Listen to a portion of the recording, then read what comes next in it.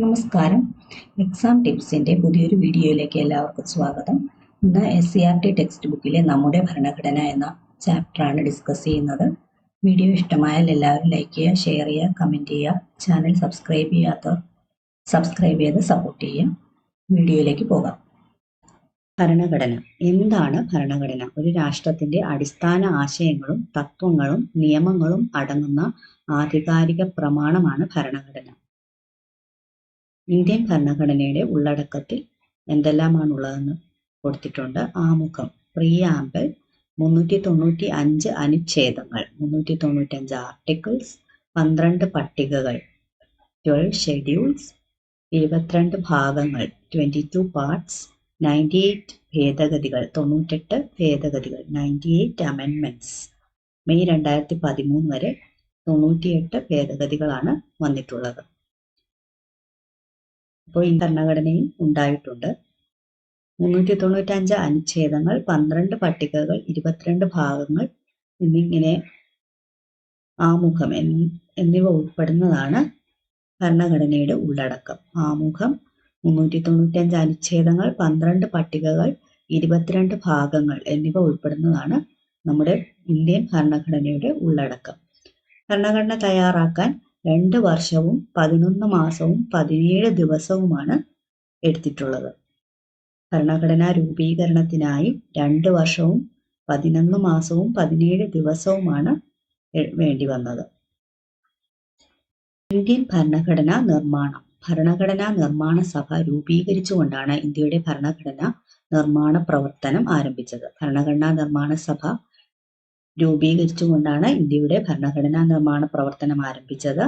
ഭരണഘടനാ നിർമ്മാണ സഭയുടെ അധ്യക്ഷൻ ഡോക്ടർ സച്ചിദാനന്ദ സിൻഹയായിരുന്നു. താൽക്കാലിക അധ്യക്ഷൻ ഡോക്ടർ സച്ചിദാനന്ദ സിൻഹയായിരുന്നു. 1946 ഡിസംബർ 9 ആദ്യത്തെ ഭരണഘടനാ നിർമ്മാണ സഭയുടെ ആദ്യ സമ്മേളനം നടന്നത്. ഭരണഘടനാ നിർമ്മാണ സഭയുടെ ആദ്യ സമ്മേളനം നടന്നത് 1946 ഡിസംബർ 9 ഡോക്ടർ സച്ചിദാനന്ദ സിൻഹയായിരുന്നു താൽക്കാലിക അധ്യക്ഷൻ. തുടർന്ന് ഡോക്ടർ രാജേന്ദ്ര പ്രസാദിനെ ഭരണഘടനാ നിർമ്മാണ സഭയുടെ അധ്യക്ഷനായി തെരഞ്ഞെടുത്തു. ഭരണഘടനാ നിർമ്മാണ സഭയുടെ രൂപീകരണവുമായി ബന്ധപ്പെട്ട് ഉണ്ടായ കമ്മിറ്റിയാണ് ഭരണഘടനാ drafting committee. Doctor BR Ambedkar ആയിരുന്നു ഡ്രാഫ്റ്റിംഗ് കമ്മിറ്റിയുടെ അധ്യക്ഷൻ. ഭരണഘടനാ ഡ്രാഫ്റ്റിംഗ് കമ്മിറ്റിയുടെ അധ്യക്ഷനായിരുന്നു ഡോക്ടർ BR അംബേദ്കർ. വിശദമായ ചർച്ചകൾക്കും സംവാദങ്ങൾക്കും ശേഷം ഭരണഘടനാ നിർമ്മാണ സഭ 1949 നവംബർ 26 ഭരണഘടനയ്ക്ക് അംഗീകാരം നൽകി. ഈ ദിനം ഭരണഘടനാ ദിനമായി ആചരിക്കുന്നു. ഭരണഘടനയ്ക്ക് അംഗീകാരം നൽകിയത് 1949 നവംബർ 26 ഭരണഘടന ഔദ്യോഗികമായി നിലവിൽ വന്നത് 1950 ജനുവരി 26 സാമൂഹ്യവും സാമ്പത്തികവും രാഷ്ട്രീയവുമായ നീതിയും ചിന്തയ്ക്കും ആശയപ്രകടനത്തിനും വിശ്വാസത്തിനും മതനിഷ്ഠയ്ക്കും ആരാധനയ്ക്കുമുള്ള സ്വാതന്ത്ര്യവും പദവിയിലും അവസരത്തിലും സമത്വവും സംപ്രാപ്തമാക്കുവാനും അവർക്കെല്ലാം ഇടയിൽ വ്യക്തിയുടെ അന്തസ്സും രാഷ്ട്രത്തിന്റെ ഐക്യവും അഖണ്ഡതയും ഉറപ്പുവരുത്തിക്കൊണ്ട് സാഹോദര്യം പുലർത്തുവാനും സഗൗരവം തീരുമാനിച്ചിരിക്കയാൽ ഭരണഘടനാ നിർമ്മാണ സഭയിൽ ഈ 1949 നവംബർ 26 ഇതിനാൽ ഈ ഭരണഘടനയെ സ്വീകരിക്കുകയും നിയമമാക്കുകയും നമുക്ക് തന്നെ പ്രദാനം ചെയ്യുകയും ചെയ്യുന്നു. 1976 ഭരണഘടനാ ഭേദഗതി ആക്ട് 2-ാം വകുപ്പ് പ്രകാരം പരമാധികാര ജനാധിപത്യ റിപ്പബ്ലിക് എന്നതിന് പകരം രാഷ്ട്രത്തിന്റെ ഐക്യം എന്ന് ചേർത്തിരിക്കുന്നു.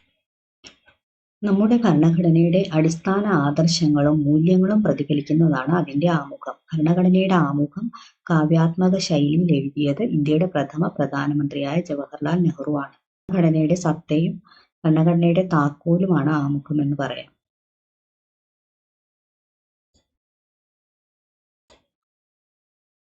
ഭരണഘടനയുടെ ആമുഖം കാവ്യാത്മകമായ ശൈലിയിൽ എഴുതിയത് ആരാണ്? നമ്മുടെ പ്രഥമ പ്രധാനമന്ത്രി, നമ്മുടെ ആദ്യത്തെ പ്രധാനമന്ത്രിയായ ഇന്ത്യയുടെ ആദ്യത്തെ പ്രധാനമന്ത്രിയായ ജവഹർലാൽ നെഹ്റു ആണ്. ഭരണഘടനയുടെ ആമുഖത്തിൽ സൂചിപ്പിച്ചിട്ടുള്ള പ്രധാന ലക്ഷ്യങ്ങൾ: പരമാധികാരം. ബാഹ്യവും ആഭ്യന്തരവുമായ കാര്യങ്ങളിൽ തീരുമാനമെടുക്കുന്നതിന് രാഷ്ട്രത്തിനുള്ള അധികാരം. ബാഹ്യവും ആഭ്യന്തരവുമായ കാര്യങ്ങളിൽ തീരുമാനമെടുക്കുന്നതിന് രാഷ്ട്രത്തിനുള്ള അധികാരമാണ് പരമാധികാരം എന്ന പദം ഉപയോഗിച്ച് സൂചിപ്പിച്ചിരിക്കുന്നത്. സ്ഥിതി സമത്വം. സമൂഹത്തിലെ സാമൂഹ്യ, സാമ്പത്തിക, രാഷ്ട്രീയ അസമത്വങ്ങളെക്കുറിച്ച് സാമൂഹ്യ നീതി ഉറപ്പാക്കുന്നു. സ്ഥിതി സമത്വം എന്ന പദം ഉദ്ദേശിക്കുന്നത് സമൂഹത്തിലെ സാമൂഹ്യ, സാമ്പത്തിക, രാഷ്ട്രീയ അസമത്വങ്ങൾ കുറച്ച് സാമൂഹ്യ നീതി ഉറപ്പാക്കുന്നതിനെയാണ്.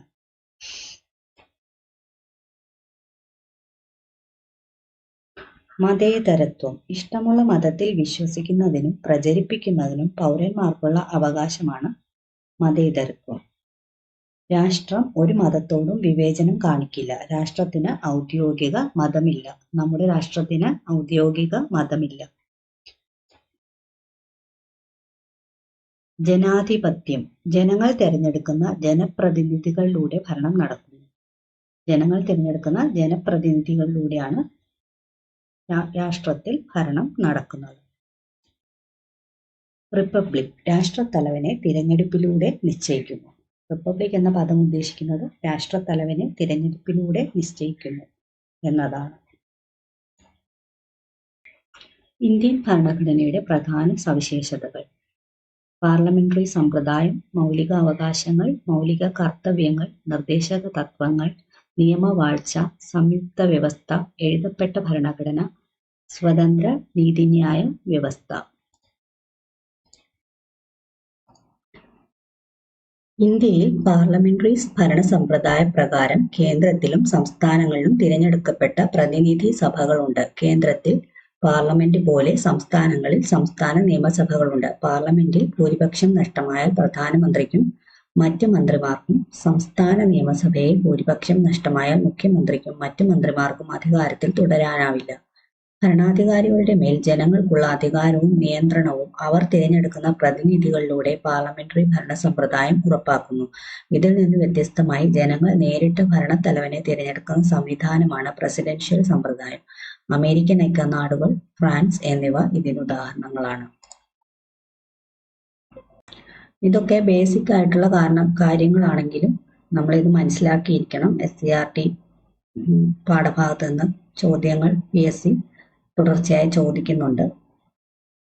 പ്രാഥമിക തലത്തിൽ അടിസ്ഥാനപരമായ കാര്യങ്ങൾ നമ്മൾ മനസ്സിലാക്കിയിരിക്കണം. മൗലിക അവകാശങ്ങൾ അഥവാ ഫണ്ടമെന്റൽ റൈറ്റ്സ്. ജനാധിപത്യത്തിന്റെ വിജയത്തിനും പൗരന്മാരുടെ സമ്പൂർണ്ണ വികാസത്തിനും വേണ്ടി ഇന്ത്യൻ ഭരണഘടന ഉറപ്പു നൽകുന്ന അവകാശങ്ങളാണ് മൗലികാവകാശങ്ങൾ. മൗലികാവകാശങ്ങൾ പൗരന്മാർക്ക് നിഷേധിക്കാതിരിക്കാൻ ഗവൺമെന്റുകൾക്ക് ഉത്തരവാദിത്തമുണ്ട്. പ്രധാനപ്പെട്ട 6 മൗലികാവകാശങ്ങളാണ് സമത്വത്തിനുള്ള അവകാശം, സ്വാതന്ത്ര്യത്തിനുള്ള അവകാശം, ചൂഷണത്തിനെതിരെയുള്ള അവകാശം, മതസ്വാതന്ത്ര്യത്തിനുള്ള അവകാശം, സാംസ്കാരികവും വിദ്യാഭ്യാസപരവുമായ അവകാശം, ഭരണഘടനാപരമായ പരിഹാരത്തിനുള്ള അവകാശം എന്നിവ. മൗലികാവകാശങ്ങൾ ലംഘിക്കപ്പെടുകയാണെങ്കിൽ പൗരന് ഹൈക്കോടതികളെയോ സുപ്രീം കോടതിയെയോ സമീപിക്കാവുന്നതാണ്. അത്തരം സന്ദർഭങ്ങളിൽ കോടതിക്ക് പൗരന്റെ അവകാശ സംരക്ഷണത്തിനായി ഉത്തരവുകൾ പുറപ്പെടുവിക്കാനുള്ള അവകാശം ഭരണഘടന ഉറപ്പു നൽകുന്നു. നമ്മുടെ സെക്കൻഡറി വിദ്യാഭ്യാസ പദ്ധതിയായ സർവ ശിക്ഷാ അഭിയാനെ പറ്റിയുള്ള ഒരു ലോഗോയും കൊടുത്തിട്ടുണ്ട്. വിദ്യാഭ്യാസ അവകാശത്തെക്കുറിച്ചാണ് ഈ ലോഗോ സൂചിപ്പിക്കുന്നത്. സർവരും പഠിക്കുക, സർവരും വളരുക എന്നതാണ് സർവശിക്ഷാ അഭിയാൻ പദ്ധതിയുടെ മോട്ടോ. 6 മുതൽ 14 വയസ്സുവരെയുള്ള എല്ലാ കുട്ടികൾക്കും സൗജന്യവും നിർബന്ധിതവുമായ വിദ്യാഭ്യാസം മൗലികാവകാശമാണ്. ഭരണഘടനയുടെ അനുച്ഛേദം 21A വിദ്യാഭ്യാസ അവകാശം ഉൾപ്പെടുത്തിയിരിക്കുന്നത്. ഇത് PSC ചോദിച്ചിട്ടുള്ള ചോദ്യമാണ്. ഭരണഘടനയുടെ ഏത് ആർട്ടിക്കിളാണ് വിദ്യാഭ്യാസം അവകാശം ഭരണഘടനയിൽ ഉൾപ്പെടുത്തിയത്? അനുച്ഛേദം 21A. എത്രാമത്തെ ഭേദഗതിയാണ്? 86ാമത്തെ ഭേദഗതിയാണ്. എല്ലാ കുട്ടികൾക്കും ഗുണമേന്മയുള്ള പ്രാഥമിക വിദ്യാഭ്യാസം ഉറപ്പുവരുത്തേണ്ടത് രാഷ്ട്രത്തിന്റെ ഉത്തരവാദിത്തമാണ്. ഈ ഉത്തരവാദിത്തം നിറവേറ്റുന്നതിനുള്ള സർക്കാരിന്റെ പദ്ധതികളിൽ ഒന്നായ സർവശിക്ഷാ അഭിയാന്റെ ലോഗോയാണ് മുകളിൽ കൊടുത്തിരിക്കുന്നത്. മൗലിക കർത്തവ്യങ്ങൾ ഫണ്ടമെന്റൽ ഡ്യൂട്ടീസ്. ഇന്ത്യൻ ഭരണഘടനയിൽ പൗരന്റെ അവകാശങ്ങൾ ഉറപ്പു നൽകിയിട്ടുള്ളതുപോലെ മൗലിക കർത്തവ്യങ്ങളും പ്രതിപാദിച്ചിട്ടുണ്ട്.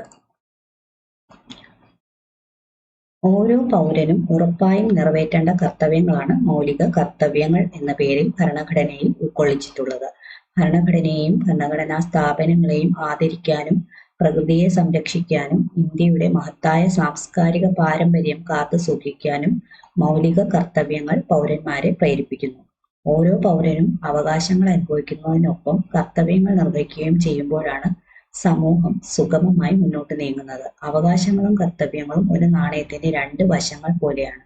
കടമകൾ കൂടാതെ അവകാശങ്ങൾക്ക് നിലനിൽപ്പില്ല. എന്താണ് നിർദ്ദേശക തത്വങ്ങൾ? Directive principles of state policy.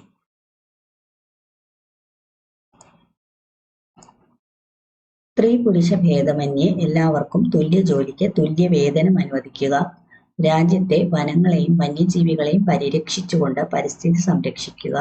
ദേശീയ പ്രാധാന്യവും ചരിത്രപരമായ മൂല്യവുമുള്ള എല്ലാ സ്മാരകങ്ങളെയും സംരക്ഷിക്കുക. സാമ്പത്തിക, സാമൂഹിക, രാഷ്ട്രീയ നീതിയിൽ അധിഷ്ഠിതമായ ഒരു വ്യവസ്ഥിതി കെട്ടിപ്പടുത്തുകൊണ്ട് ജനങ്ങളുടെ ക്ഷേമം ഉറപ്പുവരുത്തുക. നിയമനിർമ്മാണ പ്രക്രിയയിലൂടെ ഗവൺമെന്റ് നിർദ്ദേശക തത്വങ്ങൾ നടപ്പിലാക്കാനാണ് ശ്രമിക്കുന്നത്. മൗലികാവകാശങ്ങൾ ഹനിക്കപ്പെട്ടാൽ കോടതിയെ സമീപിച്ച് പരിഹാരം തേടാം. എന്നാൽ നിർദ്ദേശക തത്വങ്ങൾ നടപ്പാക്കുന്നതിനായി കോടതിയെ സമീപിക്കാനാകില്ല. ഗവൺമെന്റിന്റെയും ജനങ്ങളുടെയും ഇച്ഛാശക്തിയുടെ അടിസ്ഥാനത്തിലാണ് ഇവ നടപ്പാക്കപ്പെടുന്നത്. നിർദ്ദേശക തത്വങ്ങൾ നടപ്പാക്കുന്നതിനായി കോടതിയെ സമീപിക്കാനാകില്ല. നിർദ്ദേശക തത്വങ്ങൾ, ഫണ്ടമെന്റൽ ഡ്യൂട്ടീസ് ഇവയുടെ ഡീറ്റെയിൽഡ് ആയിട്ടുള്ള ഡിസ്ക്രിപ്ഷനുള്ള PDF ടെലിഗ്രാം ചാനലിൽ അപ്ലോഡ് ചെയ്തിട്ടുണ്ട്. നിർദ്ദേശക തത്വങ്ങൾ, ഫണ്ടമെന്റൽ ഡ്യൂട്ടീസ് ഇവയുടെ ഡീറ്റെയിൽഡ് ആയിട്ടുള്ള ഡിസ്ക്രിപ്ഷനുള്ള PDF ടെലിഗ്രാം ചാനലിൽ അപ്ലോഡ് ചെയ്തിട്ടുണ്ട്. കമന്റ് ബോക്സിൽ ചാനൽ ലിങ്ക് കൊടുത്തിട്ടുണ്ട്. എല്ലാവരും ചാനൽ കൂടി സബ്സ്ക്രൈബ് ചെയ്യുക. PDF ഡൗൺലോഡ് ചെയ്ത് വിശദമായി തന്നെ പഠിക്കുക. നിയമവാഴ്ച. നിയമത്തിന് മുന്നിൽ എല്ലാവരും സമന്മാരാണ്. ജനാധിപത്യ സംവിധാനത്തിൽ ആരും നിയമത്തിന് അതീതരല്ല. എല്ലാവരും നിയമത്തിന് വിധേയരാണ്. ജനാധിപത്യ ചിന്തയുടെ വളർച്ചയോടുകൂടിയാണ് നിയമവാഴ്ച എന്ന ആശയം ഉയർന്നു വന്നത്. നിയമവാഴ്ച അതിന്റെ പരിഷ്കൃതവും ആധുനികവുമായ രൂപത്തിൽ വികസിച്ചു വന്നത് ബ്രിട്ടീഷ് ഭരണഘടന അടിസ്ഥാനമാക്കിയാണ്. സംയുക്ത ഭരണ വ്യവസ്ഥ. എന്താണ് സംയുക്ത ഭരണ വ്യവസ്ഥ?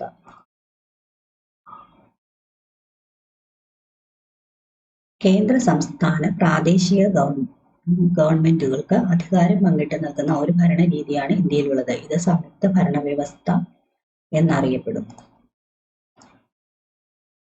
എഴുതപ്പെട്ട ഭരണഘടന. ലോകത്തിലെ ഏറ്റവും വലിയ എഴുതപ്പെട്ട ഭരണഘടനയാണ് ഇന്ത്യയുടേത്. എഴുതപ്പെട്ട ഭരണഘടനയുള്ള രാജ്യങ്ങളും എഴുതപ്പെടാത്ത ഭരണഘടനയുള്ള രാജ്യങ്ങളുടെയും ഒരു ലിസ്റ്റ് തന്നിട്ടുണ്ട്. ഇന്ത്യ, അമേരിക്കൻ ഐക്യനാടുകൾ, ഓസ്ട്രേലിയ, ബ്രസീൽ, ദക്ഷിണാഫ്രിക്ക എന്നിവ എഴുതപ്പെട്ട ഭരണഘടനയുള്ള രാജ്യങ്ങളാണ്. എഴുതപ്പെടാത്ത ഭരണഘടനയുള്ളത് ബ്രിട്ടൻ, ഇസ്രായേൽ, ഫ്രാൻസ്, ന്യൂസിലൻഡ് എന്നിവയാണ്. ബ്രിട്ടൻ, ഇസ്രായേൽ, ഫ്രാൻസ്, ന്യൂസിലൻഡ് എന്നീ രാജ്യങ്ങൾക്ക് എഴുതപ്പെടാത്ത ഭരണഘടനയാണുള്ളത്. എഴുതപ്പെടാത്ത ഭരണഘടനയുള്ള രാജ്യങ്ങളിൽ നിയമങ്ങൾ, ചട്ടങ്ങൾ മുതലായവ രാജശാസനങ്ങൾ, കോടതി വിധികൾ, ആചാരങ്ങൾ, കീഴ്വഴക്കങ്ങൾ എന്നീ രൂപങ്ങളിൽ നിലകൊള്ളുന്നു. സ്വതന്ത്ര നീതിന്യായ വ്യവസ്ഥ. പൗരന്മാരുടെ അവകാശങ്ങൾ സംരക്ഷിക്കുന്നതിന് സ്വതന്ത്രമായ ഒരു നീതിന്യായ വ്യവസ്ഥ നമ്മുടെ രാജ്യത്തുണ്ട്. നീതിന്യായ സംവിധാനം നമ്മുടെ രാജ്യത്തുണ്ട്. കുറ്റവാളികളെ ശിക്ഷിക്കുകയും നിയമസംരക്ഷണം ഉറപ്പുവരുത്തുകയുമാണ് നീതിന്യായ വ്യവസ്ഥയുടെ പ്രധാന ചുമതല. വിഭാഗങ്ങളായ നിയമനിർമ്മാണ സഭയുടെയും കാര്യനിർവഹണ വിഭാഗത്തിന്റെയും സ്വാധീനത്തിൽ നിന്ന് ജുഡീഷ്യറി സ്വതന്ത്രമായി നിൽക്കുന്നു. ഭരണകൂടത്തിന്റെ മറ്റ് രണ്ട് വിഭാഗങ്ങളായ നിയമനിർമ്മാണ സഭയുടെയും കാര്യനിർവഹണ വിഭാഗത്തിന്റെയും സ്വാധീനത്തിൽ നിന്ന് നീതിന്യായ വിഭാഗം സ്വതന്ത്രമാണ്. ഇത്തരത്തിലുള്ള സ്വതന്ത്രമായ നീതിന്യായ വ്യവസ്ഥ ഇന്ത്യൻ ഭരണഘടനയുടെ സവിശേഷതയാണ്. എന്താണ് ഇന്ത്യൻ ഭരണഘടനയുടെ സവിശേഷത? സ്വതന്ത്രമായ നീതിന്യായ വ്യവസ്ഥയാണ് ഇന്ത്യൻ ഭരണഘടനയുടെ സവിശേഷത. സംസ്ഥാനങ്ങളിലെ ഏറ്റവും ഉയർന്ന കോടതി ഏതാണ്? ഹൈക്കോടതി. സംസ്ഥാനങ്ങളിലെ ഏറ്റവും ഉയർന്ന കോടതി ഹൈക്കോടതിയാണ്. സിവിൽ കേസുകൾ കൈകാര്യം ചെയ്യുന്ന ഏറ്റവും താഴ്ന്ന കോടതി മുൻസിഫ് കോടതിയാണ്. ക്രിമിനൽ കേസുകളുമായി ബന്ധപ്പെട്ട താഴ്ന്ന കോടതി മജിസ്ട്രേറ്റ് കോടതിയാണ്. സിവിൽ കേസുകളുമായി ബന്ധപ്പെട്ടത് മുൻസിഫ് കോടതിയും മജിസ്ട്രേറ്റ് കോടതി ക്രിമിനൽ കേസുകളുമായി ബന്ധപ്പെട്ട താഴ്ന്ന കോടതിയുമാണ്. ഇന്ത്യയുടെ പരമോന്നത നീതിപീഠം സുപ്രീം കോടതിയാണ്. ഭരണഘടനാ ഭേദഗതി. ഭരണഘടനയിൽ കൂട്ടിച്ചേർക്കലുകളും ഒഴിവാക്കലുകളും നടത്താറുണ്ട്. ഇതിനെ ഭരണഘടനാ ഭേദഗതി എന്നാണ് വിളിക്കുന്നത്. കാലഘട്ടത്തിനനുസരിച്ച് ഭരണഘടനയിൽ മാറ്റങ്ങൾ വരുത്താൻ പാർലമെന്റിന് അധികാരമുണ്ട്. എന്നാൽ ഭരണഘടനയുടെ അടിസ്ഥാന തത്വങ്ങൾ ഒരിക്കലും മാറ്റാൻ കഴിയില്ല. ഭരണഘടനയിൽ കൂട്ടിച്ചേർക്കലുകളും ഒഴിവാക്കലുകളും നടത്താറുണ്ട്. ഇതിനെയാണ് ഭരണഘടനാ ഭേദഗതി എന്ന് വിളിക്കുന്നത്. സ്വത്തവകാശം മൗലികാവകാശമല്ലാതായി മാറിയ ഭരണഘടനാ ഭേദഗതിയാണ് 44ാം ഭരണഘടനാ ഭേദഗതി.